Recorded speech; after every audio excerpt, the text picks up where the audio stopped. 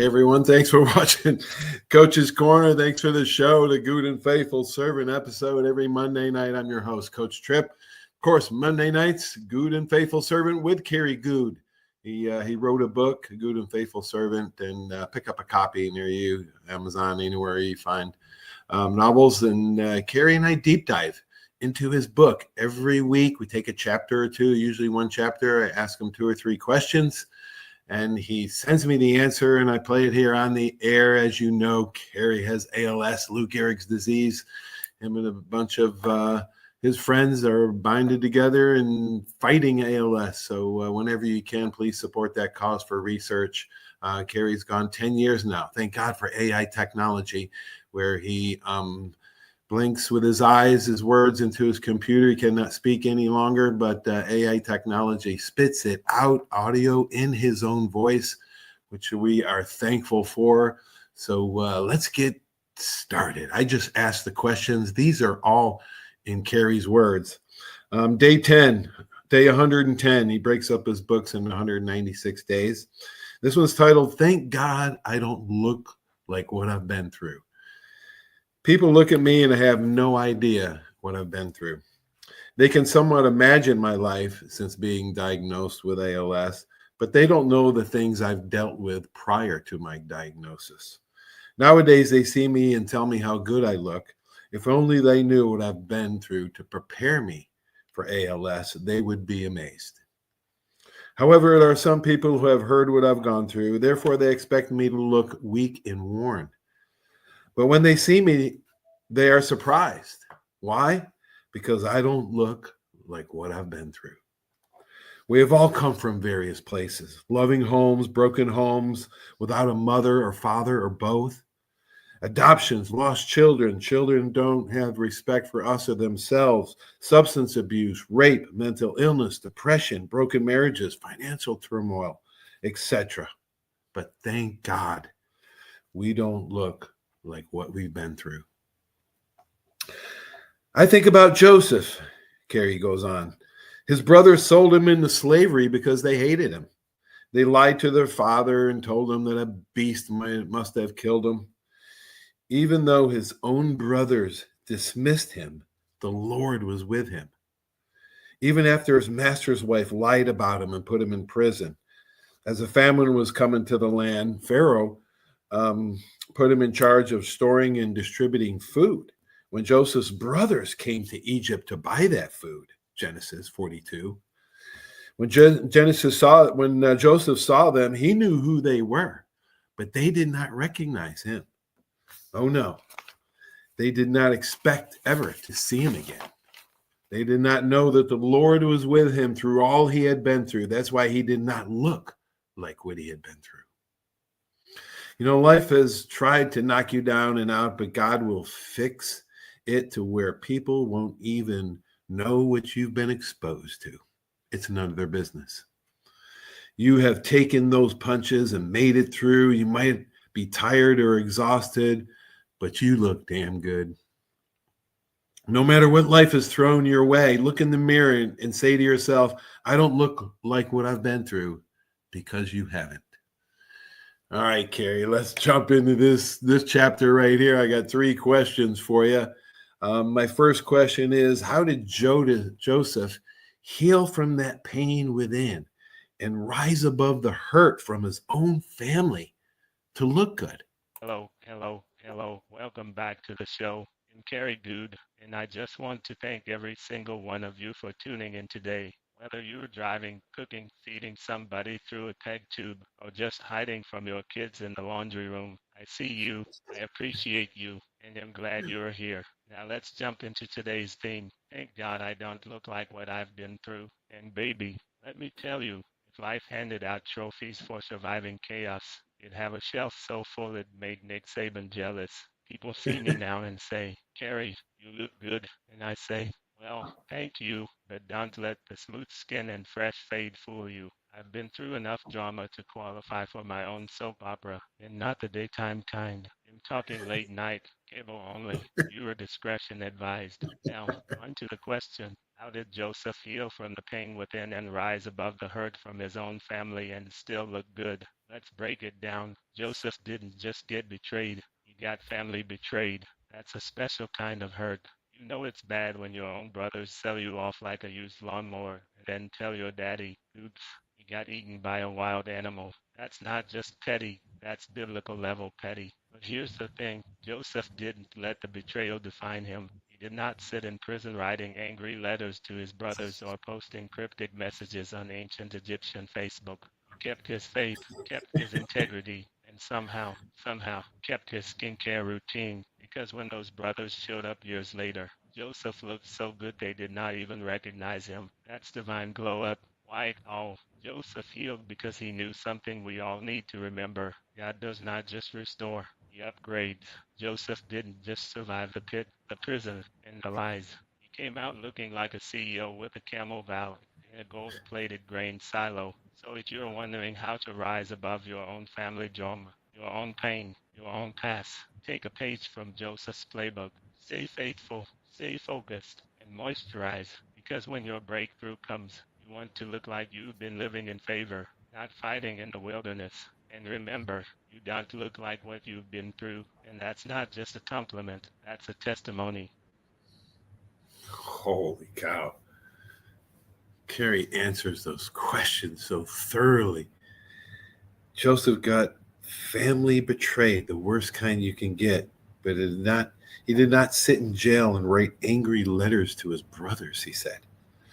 You look great after what went through isn't just a compliment, it's a testimony, KG says. All right, Carrie, question number 2, buddy. I started this podcast so people could tell their story. I often ask how they overcome struggles in their journey. I want to get to the heart of the matter. Why do so many people talk about non-consequential subjects? Great question. And first off, thank you for creating a space where real stories can breathe. You didn't build this podcast for fluff. You built it for truth, grit, and the kind of testimony that makes people sit up straighter in their chairs. Now, why do so many folks talk about non-consequential subjects? That's a good one. And you know what? I've noticed the same thing. People will talk for 20 minutes about their favorite chicken sandwich, but can't give you 2 sentences about their pain. Why? Because real transparency is heavy. You can't microwave healing. See, small talk is safe. What's your favorite color? I'll bet them Crimson Tide boys. That kind of talk do not cost nothing, but hard talk that requires you to cash in some pride and expose some scars. And let's be real, some folks are terrified of emotional overdraft fees. It does not require vulnerability.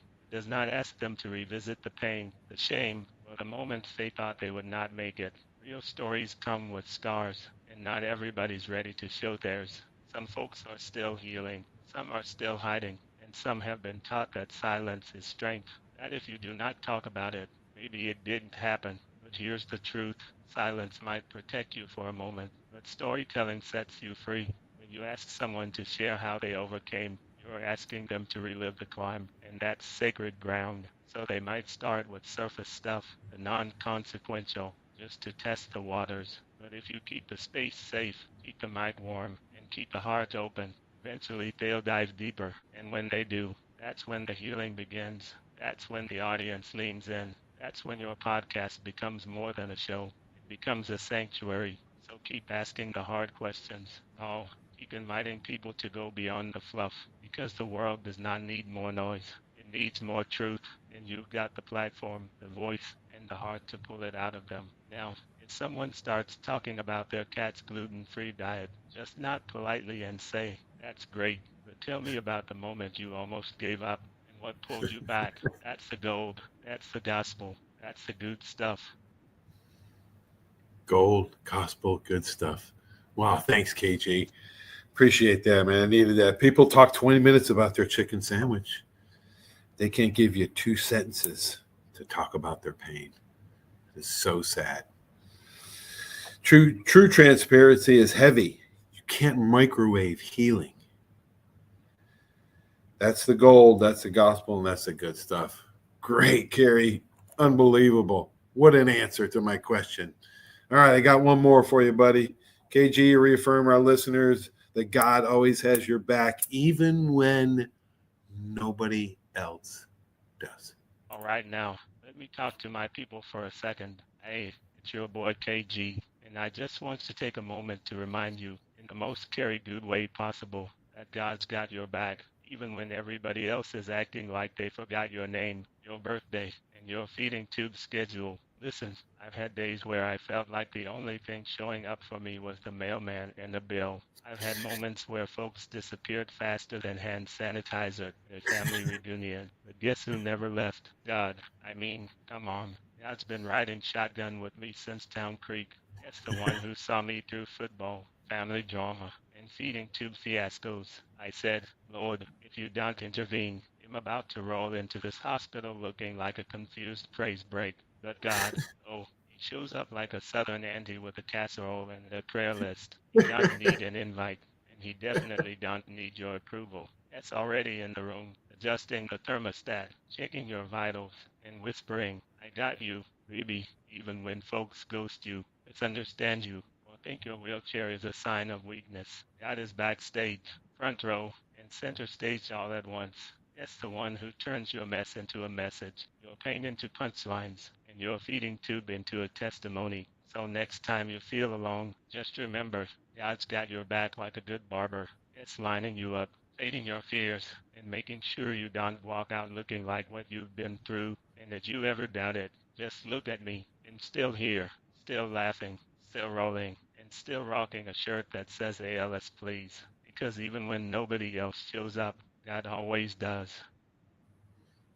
Man, mess into message, pain into purpose. He can do that. Only God can do that.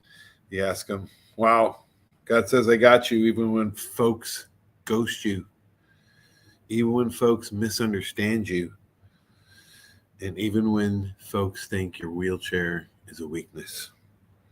KG, you're like fine wine, my friend, getting better with age. You've gotten better and better on this show for sure. All right, let's let KG wrap up the show real quick and what we talked about. All right, family. Ooh, what a show today. Let's do a quick recap before I roll out and let Paul reclaim his microphone privileges. We started off with Joseph, who went from thrown in a pit to clown in a palace. I told White, oh, when you got favor, it's better than lotion. That man went through betrayal, prison, and drama, and still came out looking like he just left a photo shoot for Bible Times GQ. The lesson, when God's got his hand on you, not even your haters can smudge your shine. Then we talked about why folks love to discuss nothing. Oh yeah, the art of small talk. Some people can spend 30 minutes describing a chicken sandwich like it's a spiritual experience, but can't give you 2 sentences about their heartbreak. Laughs, but hey, I get it. Small talk is safe, real talk is surgery. You start talking about your pain and suddenly you're crying into your Chick-fil-A napkins. But as I said, when the conversation goes from surface to soul, that's when the healing begins. And finally, we wrapped it up with the big one. God's got my back. Listen, even when people disappear like socks in a dryer, God stays right there. No vacation days, no sick leave, no he'll text you back. That's the one who never leaves you undelivered. When life gets crazy, I just remember my body might be paralyzed, but my blessings, oh, they're still moving. So yeah, we learned today that favor moisturizes, real talk heals, and God's got better security coverage than State Farm. All right, good people, that's all for today's episode of Kate's ALS Reality Show. Thank you for tuning in, laughing with me, and letting these lessons hit home with a side of humor. Remember, keep your faith strong. Until next time, stay good and stay grounded. Stay good and stay grounded. Unbelievable, Carrie, man. You're like fine. You just keep getting better and better, man. Unbelievable. That's great stuff. Folks, this show is brought to you by Sandy Sansing, Chevrolet, Milton Foley, and Pensacola. Hey, I think you should share this episode, man. This is unbelievable. The last few weeks have been outstanding. So if you want to go back to into my archives on YouTube and Facebook. You'll find most of my shows. Try to repeat them after a while, but you don't want to miss Carrie Goode's Goode and Faithful Servant every Monday night. Thanks for tuning in, everybody. Enjoy the week. Have a great sports week, everybody. And remember, God bless you. So long.